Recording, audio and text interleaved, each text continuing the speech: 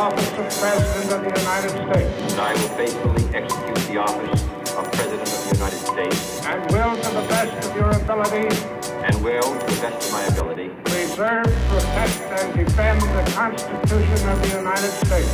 preserve, protect, and defend the Constitution of the United States. So help you God. So help me God.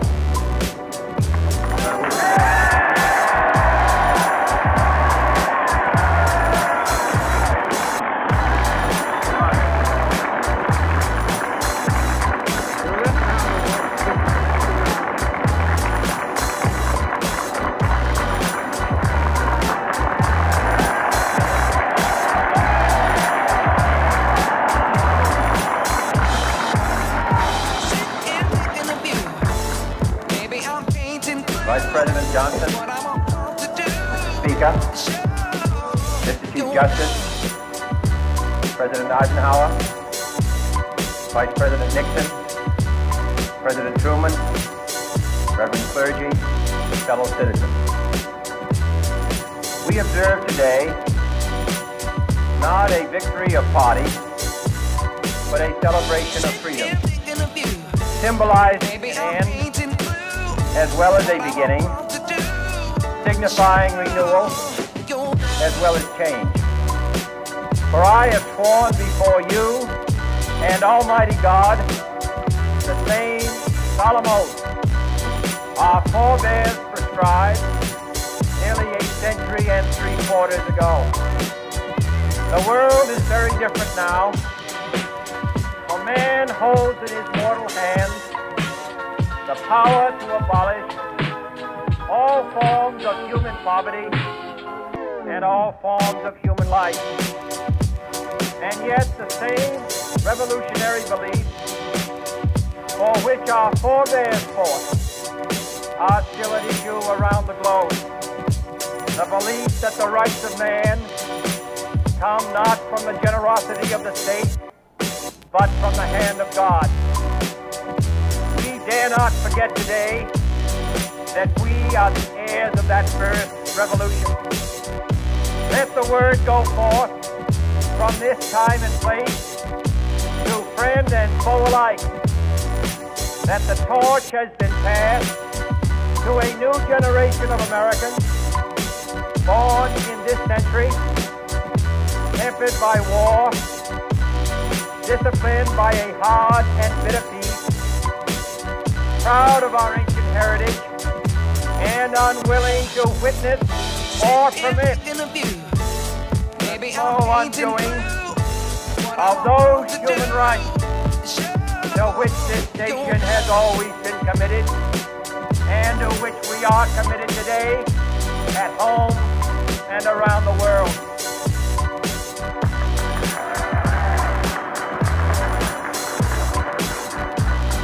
Let every nation know, whether it wishes us well or ill, that we shall pay any price, bear any burden, meet any hardship, support any friend, oppose any foe, to assure the survival and the success of liberty.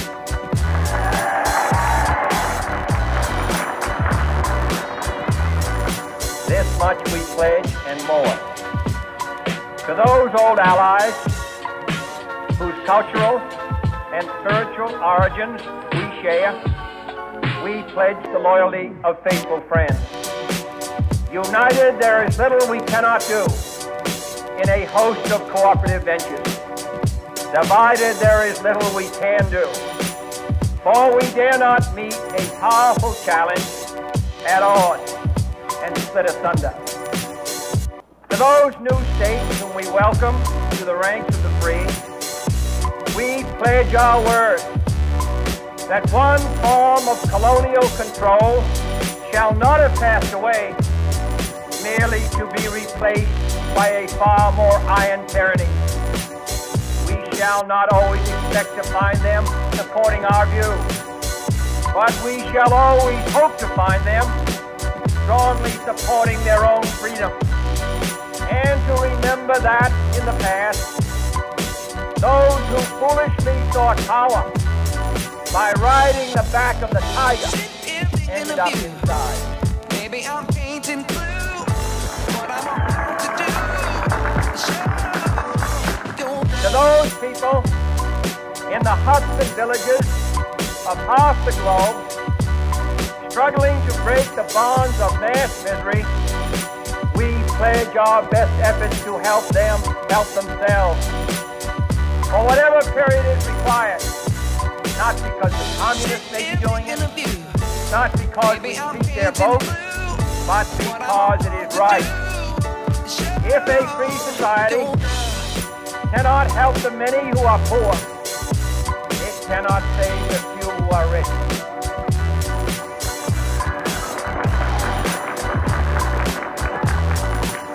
To our sister republics, south of our border, we offer a special pledge to convert our good words into good deeds, in a new alliance for progress, to assist free men and free government in casting off the chains of poverty.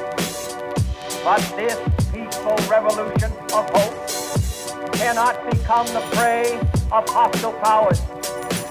Let all our neighbors know that we shall join with them to oppose aggression or subversion anywhere in the Americas.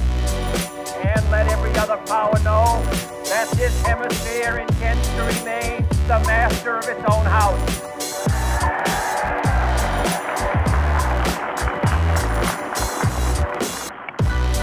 To that World Assembly of Sovereign States, the United Nations, our last best hope, in an age where the instruments of war have far outpaced the instruments of peace, we renew our pledge of support to prevent it from becoming merely a forum for invective, to strengthen its shield of the new and the weak, and to enlarge the area in which its grit may run.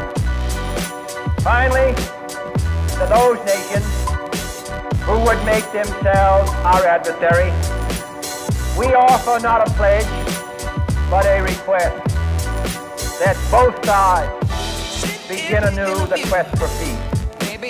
Before the dark powers of destruction, unleashed by science, engulf all humanity in planned or accidental self-destruction. We dare not tempt them with weakness, for only when our arms are sufficient beyond doubt can we be certain beyond doubt that they will never be employed. But neither can two great and powerful groups of nations take comfort from our present course, both sides overburdened by the cost of modern weapons, both rightly alarmed by the steady spread of the deadly atom, yet both racing to alter that uncertain balance of terror that stays the hand of mankind's final war. So let us begin anew, remembering on both sides that stability is not a sign of weakness, and sincerity is always subject to proof. Let us never negotiate out of fear, but let us never fear to negotiate.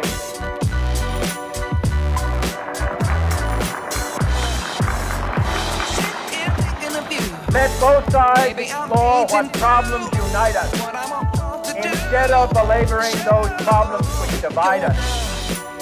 Let both sides, for the first time, formulate serious and precise proposals for the inspection and control of arms, and bring the absolute power to destroy other nations under the absolute control of all nations.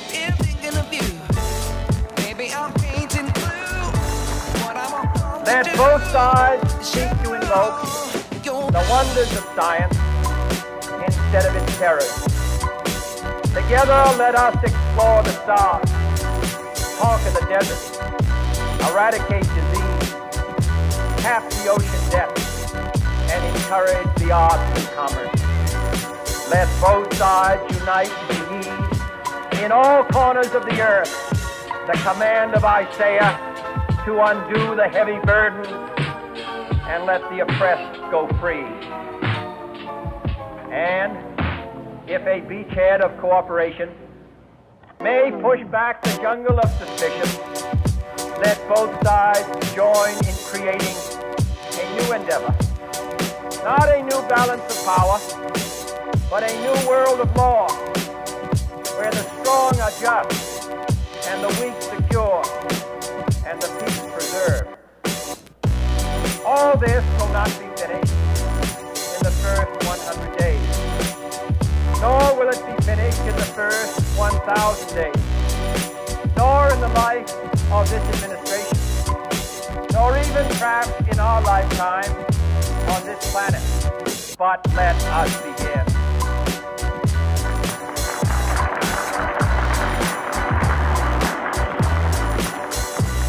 In your hands, my fellow citizens, more than mine, will rest the final success or failure of our court. Since this country was founded, each generation of Americans has been summoned to give testimony to its national loyalty. The graves of young Americans who answered the call to service around the globe. Now the trumpet summons us again, not as a call to bear arms, though arms we need, not as a call to battle, though in battle we are, but a call to bear the burden of a long twilight struggle, year in and year out, rejoicing in hope, patient in tribulation, a struggle against the common enemies of man, tyranny, poverty, disease, and war itself. Can we forge against these enemies a grand and global alliance, north and south, east and west, that can assure a more fruitful life for all mankind? Will you join in that historic effort?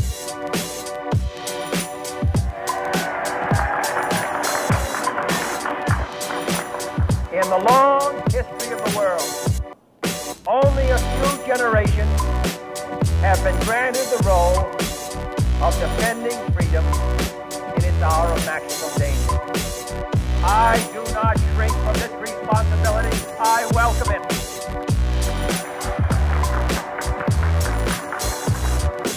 I do not believe that any of us would exchange places with any other people or any other generation. The energy, the faith, the devotion which we bring to this endeavor will light our country and all who serve it. And the glow from that fire can truly light the world. And so, my fellow Americans, ask not what your country can do for you, ask what you can do for your country.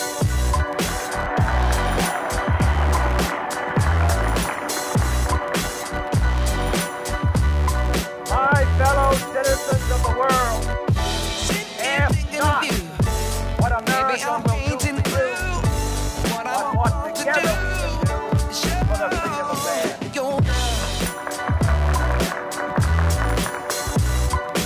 Finally, whether you are citizens of America or citizens of the world, ask of us here the same high standard of strength and sacrifice which we ask of you.